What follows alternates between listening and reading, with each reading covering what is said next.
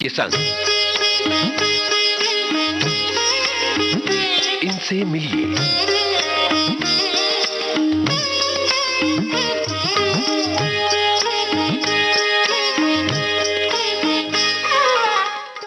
दोस्तों नमस्कार।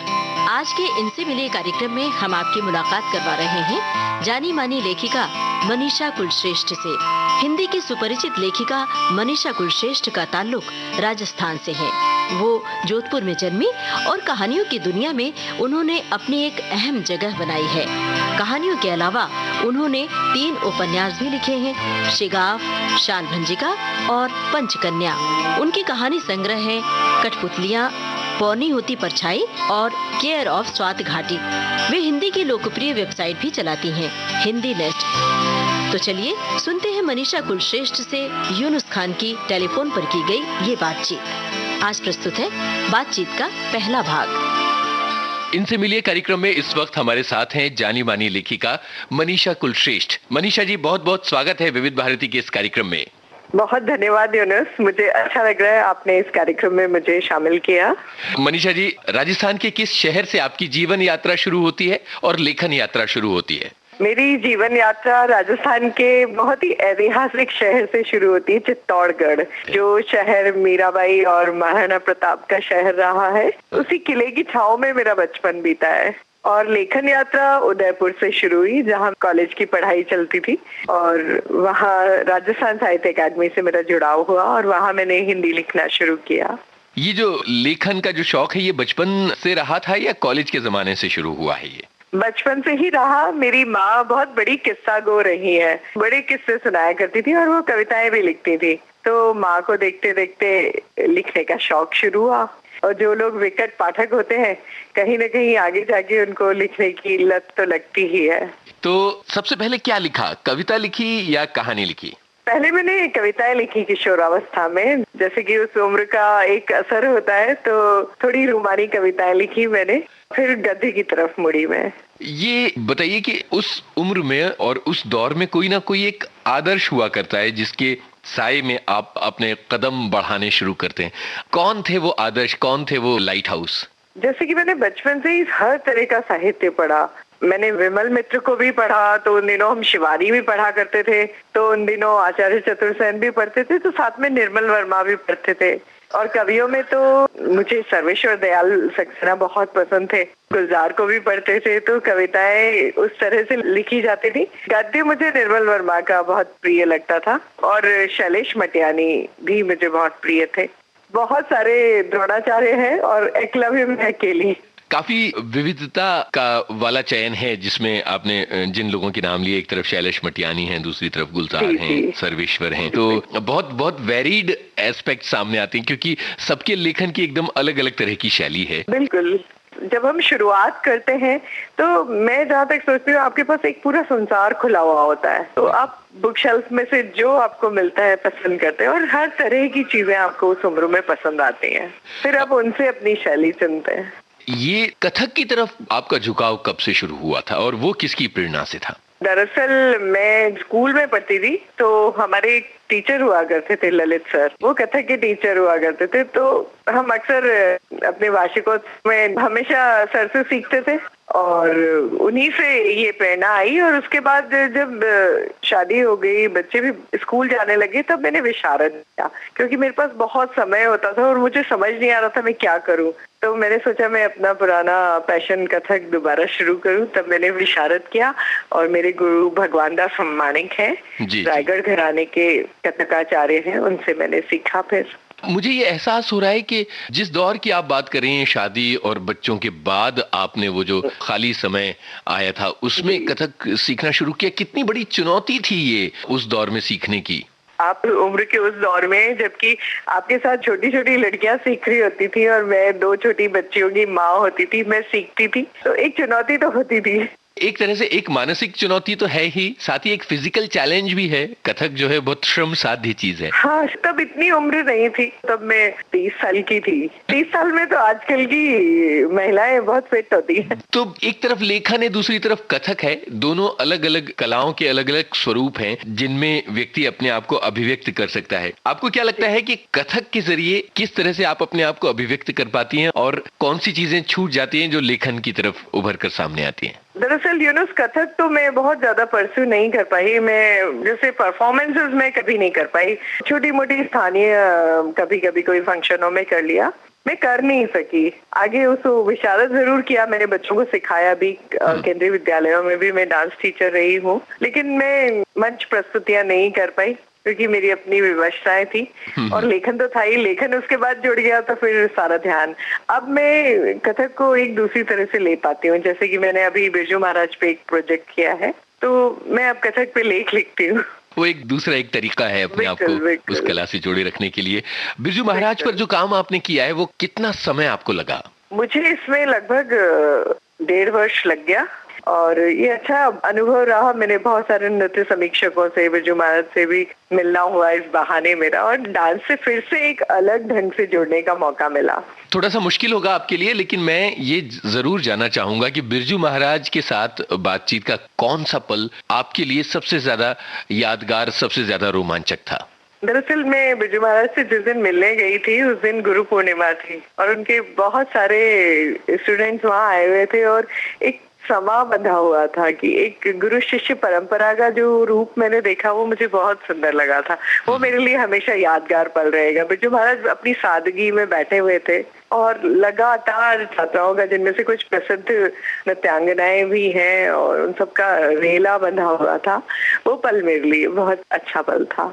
बिरजू महाराज पर जो आपका काम, तो क्या आगे भी नृत्य पर और कुछ लिखने की तमन्ना है, कुछ आगे सोच रखा है? हाँ, समीक्षात्मक, मैं जैसे डांस पे क्रिटिसिज्म में काम करना चाहती हूँ। अब आपके लेखन की बात करते हैं। लंबे समय से आप एक तरह से लिख रही हैं और आपकी कहानियों के विषय बड़े विविध रहे हैं, उसी तरह से उपन्यासों की भी बात है। अपनी पहली छपी हुई कहानी के बारे में बताइए और उससे जुड़ी हुई खुशी के बारे में बताइए।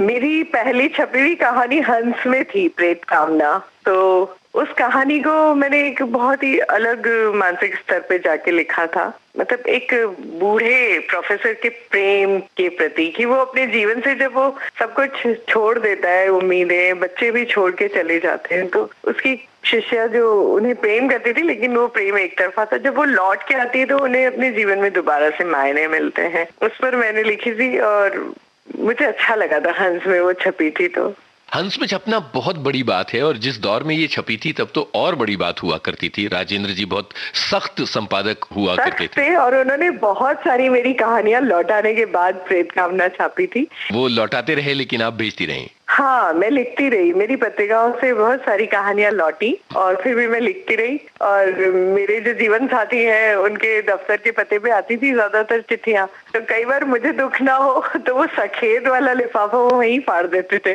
तो कुल मिलाकर शुरुआती संघर्ष रहा है लेखन में भी। हाँ, बिल्कुल। संघर्ष के बिना कोई तपता है क्या? अच्छा, कहानी लिखने की लौ फिर हंस में छपने के बाद बढ़ गई थी? बिल्कुल बिल्कुल, बढ़ ही गई थी। कुछ कहानियां छपी ही थी तो राजेंद्र यादव जी से मिलना हुआ मेरा, तो उन्होंने मुझे कहा कि उपन्यास लिखो तो जाने, एक लेखक की सही परीक्षा उपन्यास लिखना होता है। तो चैलेंज हो गया ये आपके लिए? हाँ, बिल्कुल चैलेंज हुआ था। तो उनकी ये बात के उपन्यास लिखो तो जाने और आपके उपन्यास शुरू करने के बीच कितना फासला रहा होगा? रहा लगभग 2 साल फासला रहा। इतनी जल्दी मतलब मैं उस चुनौती को स्वीकार करने की उसमें नहीं थी, लेकिन उनका जो ये वाक्य था वो मुझे हॉन्ट करता रहा और कई बार मैं रात को उठ जाती थी कि क्या मैं लिख पाऊंगी उपन्यास। तो शिगाफ का जो आइडिया है वो कहाँ से आया था, किस तरह से उसका अंकुर फूटा था?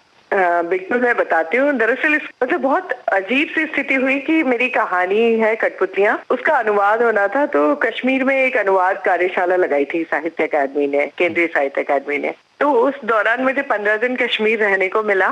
तो वहाँ पर जो कश्मीरी के कन्वीनर हैं प्रोफेसर जमा अजुर्दा हैं, तो उनके पास कुछ पुराने कश्मीरी हिंदू लौट के आए थे, उनके मित्र। तो जब उनसे पूछा गया था कि आप यहाँ से क्यों चले गए, तो वहाँ जो एक लड़की थी उसने कहा जब सब जा रहे थे इसलिए चले गए। तो वो जो वार्तालाप बिल्कुल सामान्य था, लेकिन उस वार्तालाप के अंदर जो पीड़ा बह रही थी, तो मैंने सोचा कि इस पीड़ा को उभारा जाए। ये क्यों चले गए और तुम क्यों चले गए, ये सवाल, मतलब वो भी बहुत सादगी से पूछ रहे थे, जबकि सवाल के पीछे बहुत बड़ा संघर्ष था। और वो भी सादगी से उत्तर दे रही थी कि सब जा रहे थे ना इसलिए। तो इस सादगी के जो नीचे इतना बड़ा खुरेजी और बहुत कुछ छिपा था, उसको मैं उजागर करना चाहती थी। बल्कि उजागर करते करते मुझे ऐसे पहलू मिले जिसने इसको त्रिआयामी बनाया। उसमें कश्मीरी सबका पक्ष फिर धीरे धीरे सामने आया, वहां से प्रेरणा मिली। उससे पहले जैसे एक मेरे पति के साथी थे, वरिष्ठ अधिकारी, तो वहाँ अवंतीपुर में उन्हें शूट कर दिया था आतंकवादियों ने। अवंतीपुर रूइंस जो हैं वो वहाँ पर, हाँ, रूइंस के पास। तो वहाँ मैंने जब वो वापस देखा तो मुझे दुख भी हुआ। इस तरह करके शिगाफ को आना ही था, मतलब मन में बहुत सारी ऐसी चीजें थी जिन्होंने मुझे उद्वेलित किया था, उसमें किसी एक की पीड़ा नहीं थी। दो चीजें मैं जानना चाहूंगा शिगाफ के बारे में मनीषा, कि एक तो ये कि कितना ज्यादा रिसर्च उसमें शामिल था कश्मीर और कश्मीरियत और कश्मीरी विस्थापितों के दर्द को लेकर। दूसरी चीज, कितना वक्त आपको लगा इस अपने पहले उपन्यास को पूरा करने में? हाँ, यूनस में विस्थापितों के बारे में एक खास बात कहना चाहूंगी कि खाली हिंदू विस्थापित नहीं हुए यूनस। इसमें जो सबसे मुख्य मुद्दा ये था कि विस्थापन बिल्कुल उस तरह होता है कि जब दो पौधे एक साथ उगे हों और एक को उखाड़ो तो दूसरा भी उखड़ जाए, दूसरे की जड़ें खुल जाए। तो बल्कि विस्थापन ऐसा था।